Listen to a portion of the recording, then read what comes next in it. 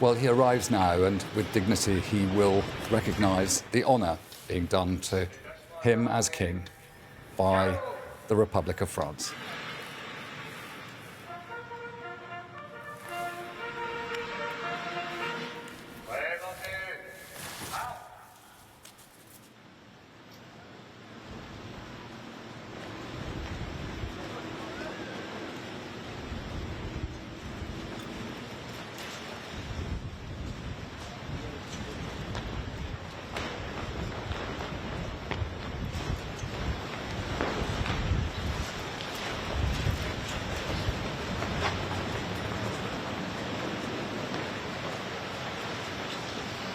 United Kingdom and France will be played.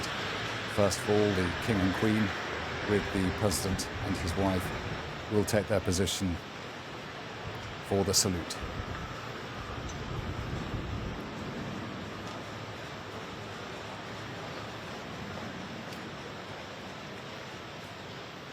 The two heads of state will inspect the Tri-Service Guard of Honour, and this is a traditional respect being done to the arrival of a visiting head of state.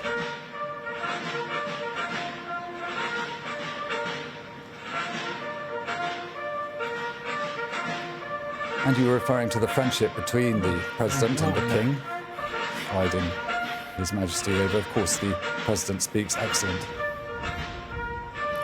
and not against principles. Put your arm around the King. Nobody worries about things like that.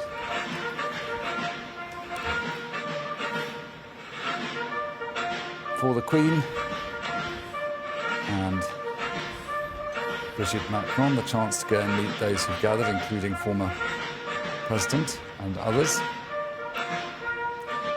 Francois Hollande there, I believe, they're the first to greet them.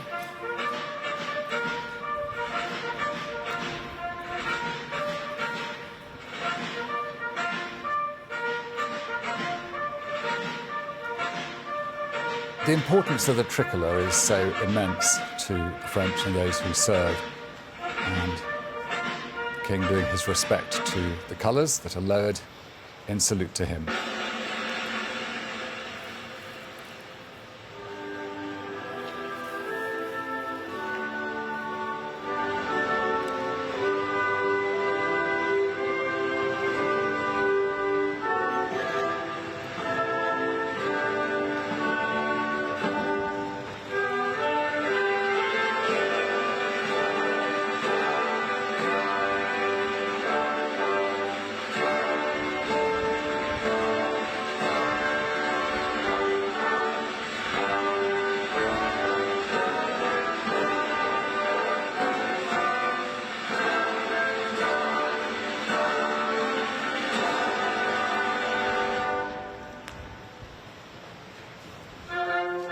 National anthem, the Marseillaise.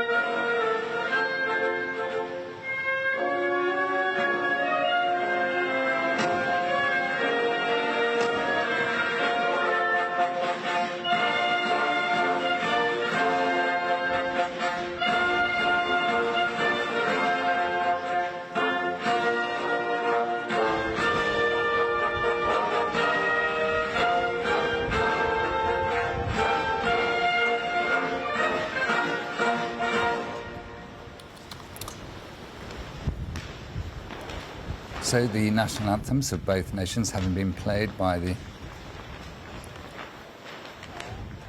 band of the Garde République, the King gets the chance to head back into the great scene that we have here and the chance to inspect all those who have turned out to make this greeting to His Majesty. And the two heads of state looking into the eyes of those servicemen and women and the musicians.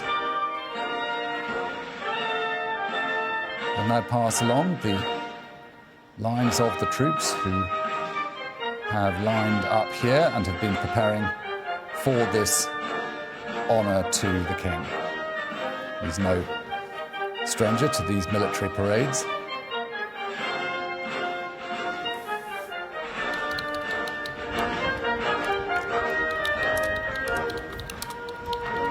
The troops, the parachutists and all those servicemen and women who are here have in some regard, particularly through NATO and through other involvements, worked very closely with the armed forces of the United Kingdom. And the King, who himself served in the Royal Navy, will on many occasions have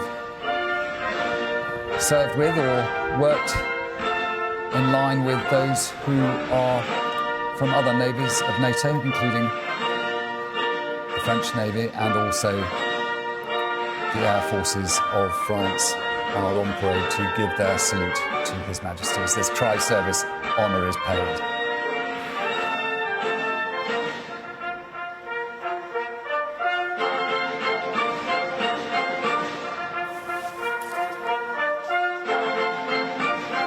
For the armed forces of the United Kingdom, there are a lot of very specific links to the French armed forces, and during this ceremony today, the King will have a chance to meet some of those who come from the organisations with particular links to the United Kingdom.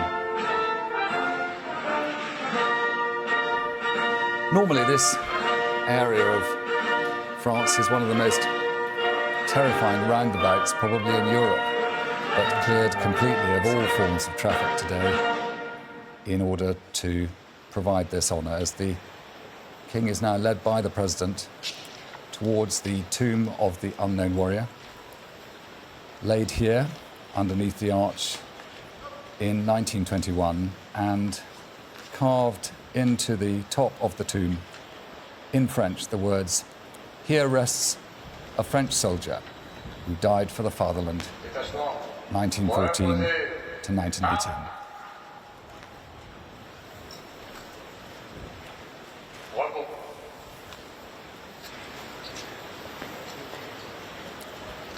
First of all, a wreath will be laid by both the President and the King. It will be laid in place for them by these two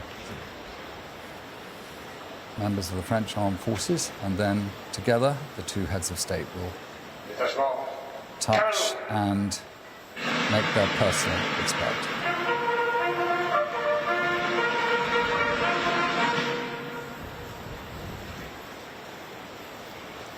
A bell will be rung and a minute's silence will be observed.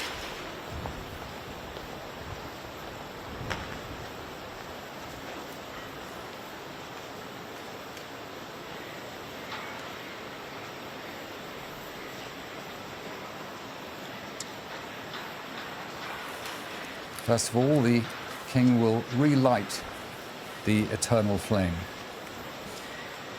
The eternal flame is extinguished in order to give particular honour to visiting heads of state when they relight it on behalf of the United Kingdom for France.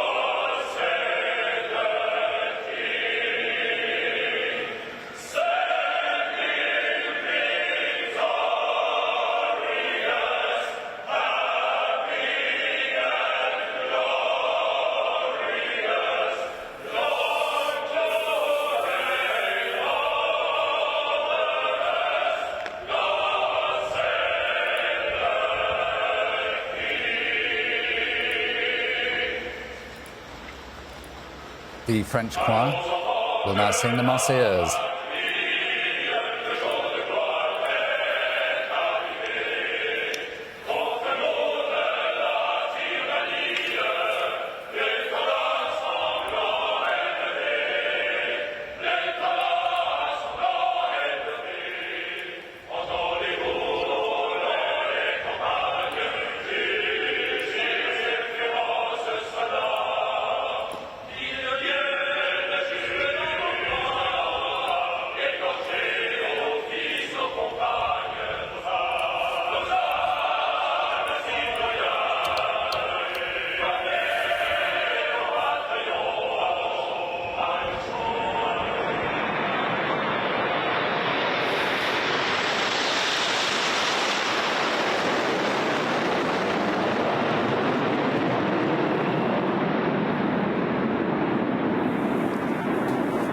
And the Patrouille de France flying over, followed by a salute of the Red Arrows.